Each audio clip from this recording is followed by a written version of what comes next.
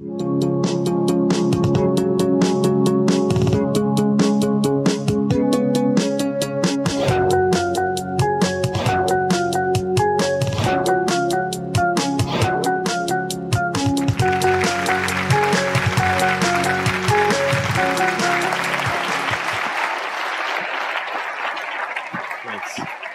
that water.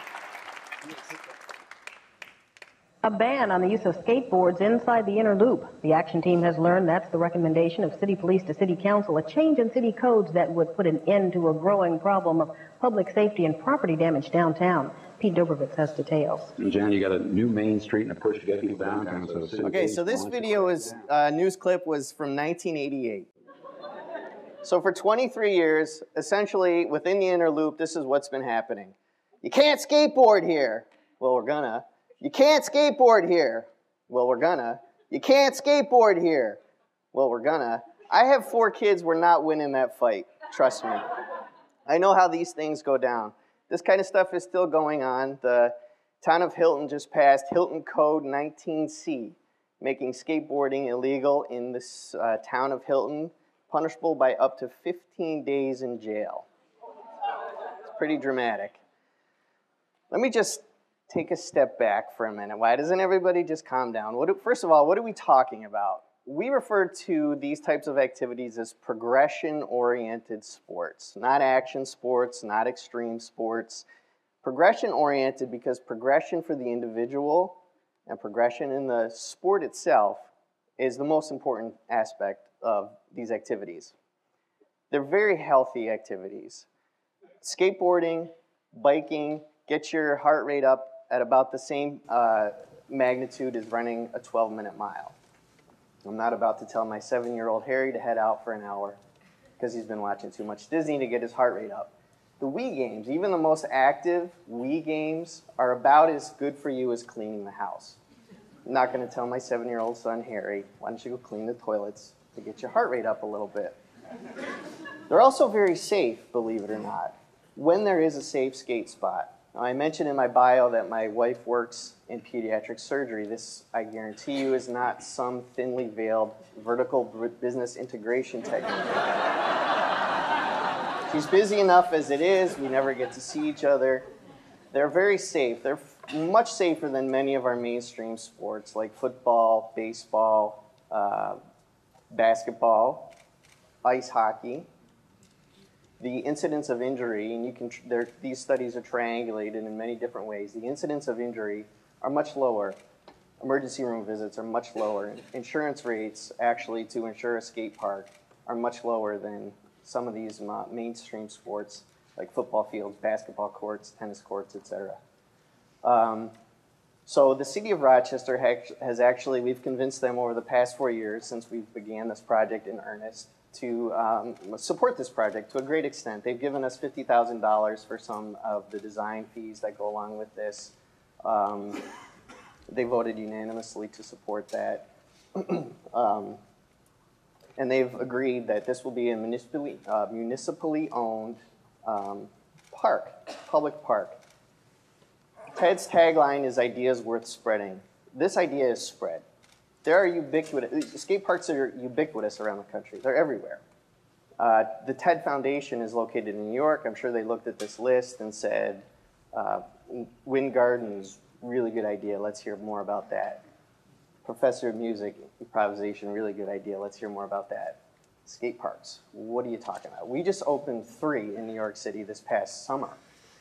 The children at the Genesee Community Charter School, the 6th grade class, they're using skateboarding and skate parks as a heuristic for inquiry-based learning. And they gave a presentation to our board a couple of weeks ago. The city of San Diego has 30 skate parks. I know they're 4.5 times our size.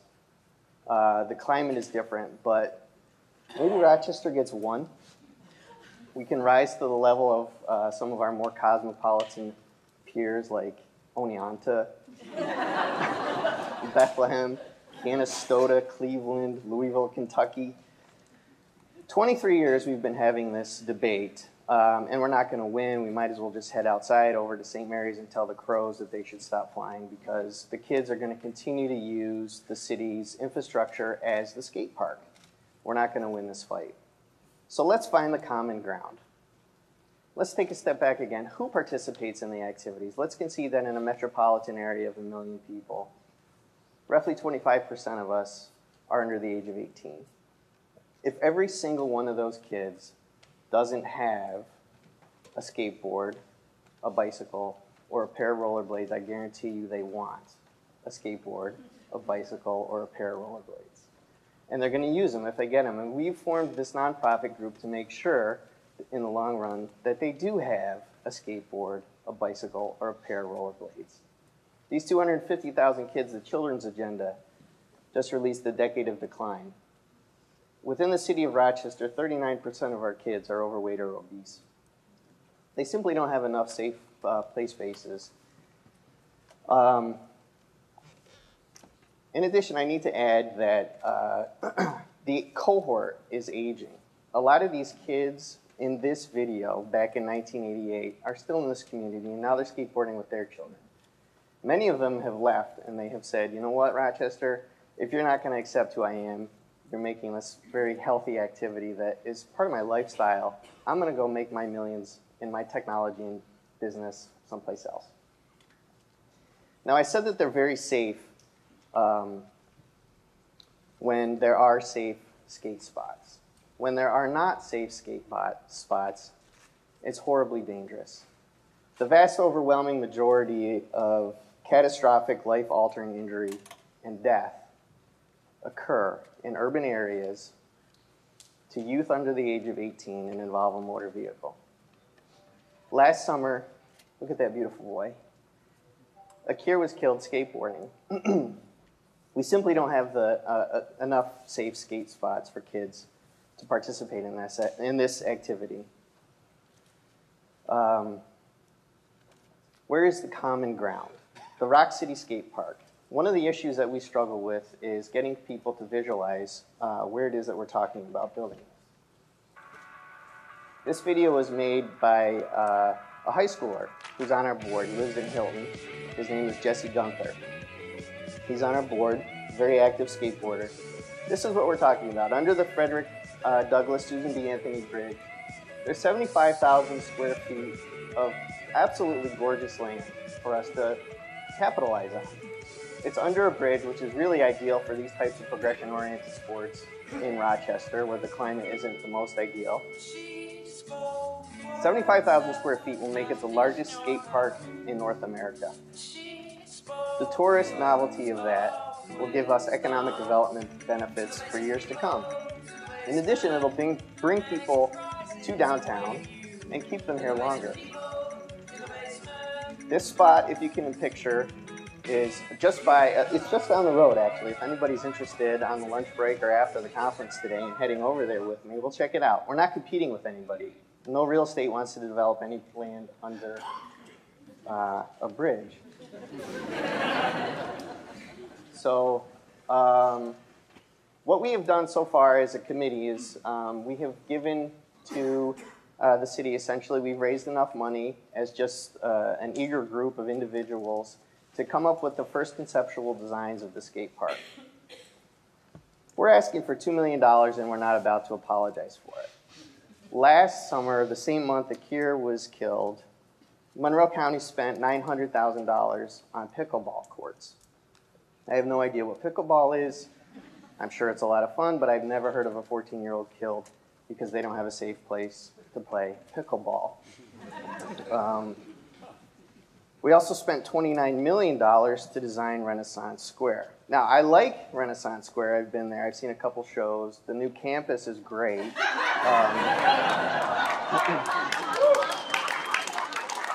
But come on. $2 million is a light ask. The general guideline for maintenance of a skate park that's built out of concrete and other hard materials is about $1,000 annually per square foot. $7,000 a year is really not that much to ask for long-term maintenance. What we envision is essentially a skate park that's as good for pedestrians and people who just want to observe. I don't skateboard. I've tried. It's just so hard. I can't do it. I have a bike. Can't really do much with it though. So what we envision is a park that is as friendly for pedestrians, people who just want to sit, grab a cup of coffee, and watch the skateboarders, as it is for people who participate in progression-oriented sports. We picture places for public artwork. We pictured it anchored on the north and south by beautiful Albert Paley sculptures, something that the entire community can celebrate. As a general guideline, a destination experience skate park. A park where people are going to actually travel to is 40,000 square foot or above. We're looking at 75,000 square feet, right in the heart of downtown, right along the water, and under a bridge. I promise you this will bring people to Rochester, and it will keep people in downtown Rochester for longer. How have we gotten here? And how is a guy, essentially, and a committee of people convinced the city, and we are, by the way, in the city's capital improvement project plan for $2 million for the year 2015. We need to keep moving forward, and how have we gotten here? The theories of action that we as a committee have employed, we keep this in mind all of the time. First is game theory. Short-term concessions equal long-term success. What if nobody goes for the blind? What if we all make concessions? I'd argue that people who participate in progression-oriented sports in the city of Rochester have made concessions for 23 years, at least. So now it's time for public sector, industry leaders, the community in general to say, you know what, this is a good idea. Making skateboarding illegal within the inner loop is half of a public policy, particularly if we are a youth-centric community. The other part of that public policy is to give them a safe place to participate in this sport. The vitality curve, otherwise known as sort of the 10-80-10 rule. There are those of us at this far end that really support the skate park to the extent that we are investing a great deal of our personal time and energy. There's a large majority of people in the middle that support this idea, like I support Occupy Wall Street. I'm not going to camp out at Washington Square Park. I'm sorry, I'm just not going to do that. But I support the idea. And then there are those who think this is the worst possible idea ever. Our guy is Maury. Every time, is Maury here? Every time we write something in the DNC, he's angry. Maury needs a hug, I'm telling you, because every time we write something in the DNC, and he always tries to make his comments a little more palpable for us, like, no offense, but screw you and your stupid skate park. Maury is essentially for us the way other side of who we are, the bizarro skate park board, I guess. And knowing that this is the way the vitality curve works has been a tremendous advantage for us. You know, people are going to say, doesn't that make you so angry? No, I think it's fantastic. Maury's got passion against us. They will always exist. We just got a puppy on Friday. We could start the coalition against kicking puppies, and somebody would still be angry at us. If I want to kick puppies, I'm going to kick puppies. That will always, always exist.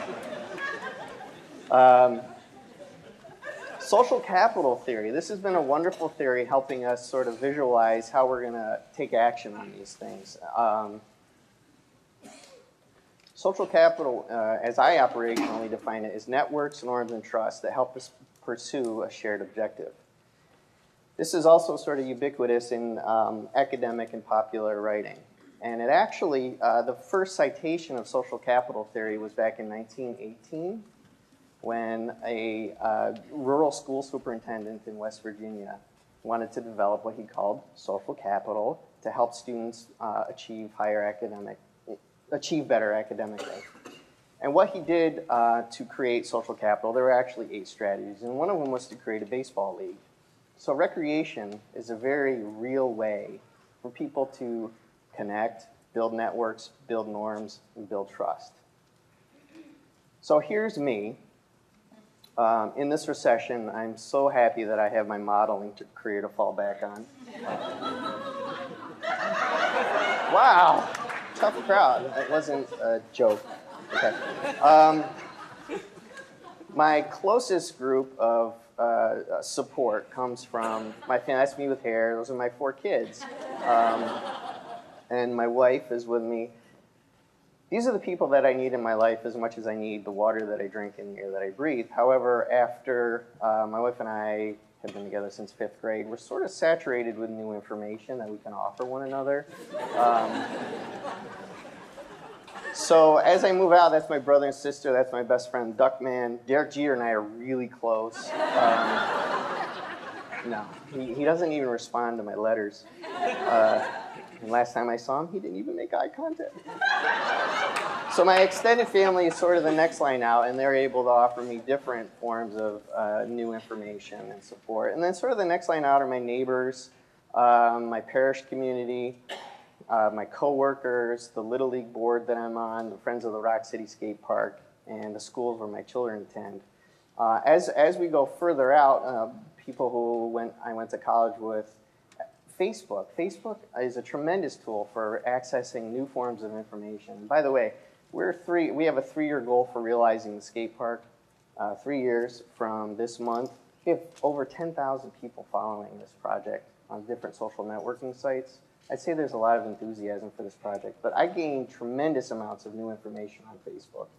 Access to new resources and new information increases. We get farther away from my close sort of networks. Normative behavior is different. Trust takes longer to build, but it's worth it because you have access to new information.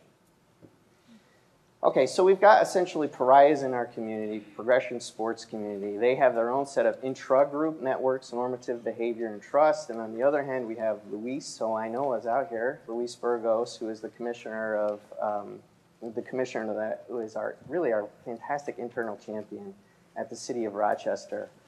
But, and I am one, I work for the City School District. Bureaucrats sort of have their own unique intra-group networks, norms, and trust that gets built. So what's needed are bridges, bridging social capital to bring the two together. That's essentially the function I've served, getting the progression sports community, the city, state, and the city and state government to find the common ground. So what do we envision? It's not what you think. I guarantee you it's not what you think. We're actually picturing skatable artwork that can be in our community. Right in the heart of downtown, these beautiful skate parks that are essentially, like I said, skatable artwork that we can celebrate as a community. The bridge has really become the icon of this community. What's under the bridge? Our experience has been a bit of a metaphor, and the skate park itself will continue to be a metaphor for this community. We need to be one of those communities that questions what's under our bridge, and are we really a youth-centric community? Thanks.